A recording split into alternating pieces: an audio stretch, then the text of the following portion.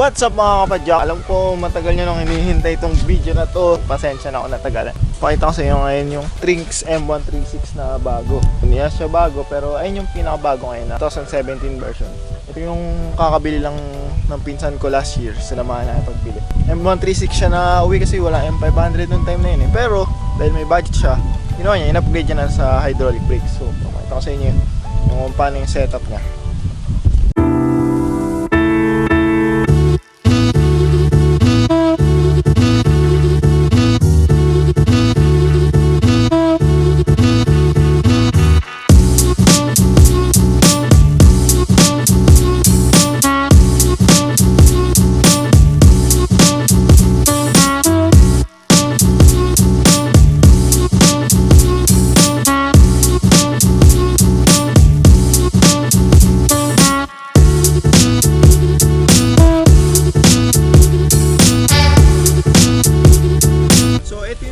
Trinx M136 na medyo upgraded ng ibang mga parts. Papakita ko sa inyo sa isa. Kung ano ba yung mga nabago sa stock setup nitong M136 na.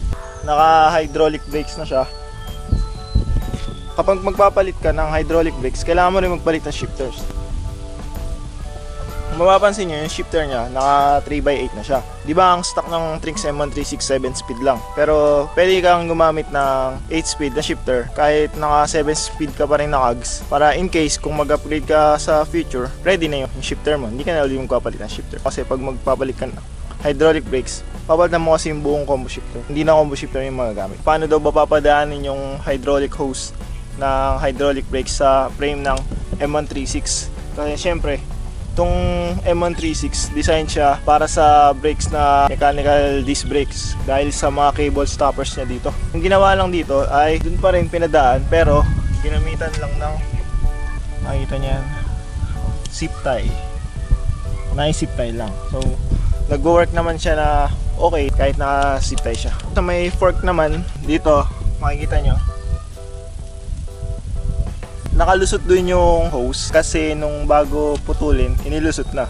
So kapag magpapabit kayo ng na hydraulic disc brakes, tapos ibang papaputol kayo, pwede nyo ipalusot dito. Pero ang downside lang nito, dahil dito sa fork ng M136 na to, pagka magpapalit ka ng fork, either sisirain mo to or papabaklas mo na naman yung hydraulic disc brakes mo.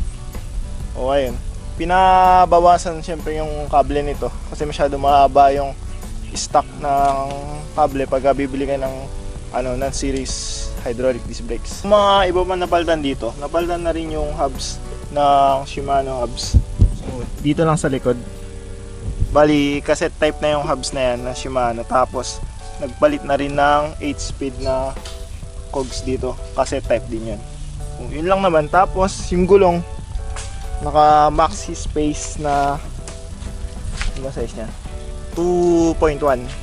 And itong handlebar ko to sa Merida ko. Yung pinagamit ko na sa akin.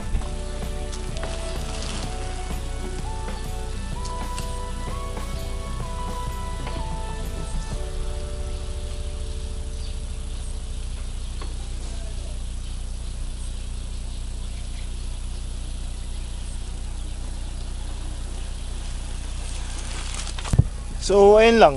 Yung makikita nyo, yung nakatatak sa kanya, Magic. Hindi ko alam kung bakit Magic, pero okay lang yun. Original Trinx pa rin naman yun.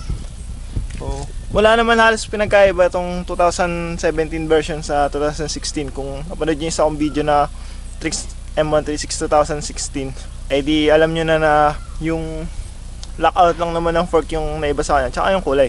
Salamat sa panonood and please like this video, share to your friends, subscribe, like the Facebook page na rin natin, mag-subscribe kayo sa channel natin para sa more videos pa. And ayun lang, ride safe mga kapadyak. Hanggang sa mga susunod pang video. Meron pa tayong video gagawin ng M500, mas in-depth yun. Isa-isay natin yung specs ng M500 and yung isa pang M500 ng pinsan ko na i-hybrid nila, tapos ginawang nilagyan na rigid fork at 29ers na cyclocross tires. So ayan, sige.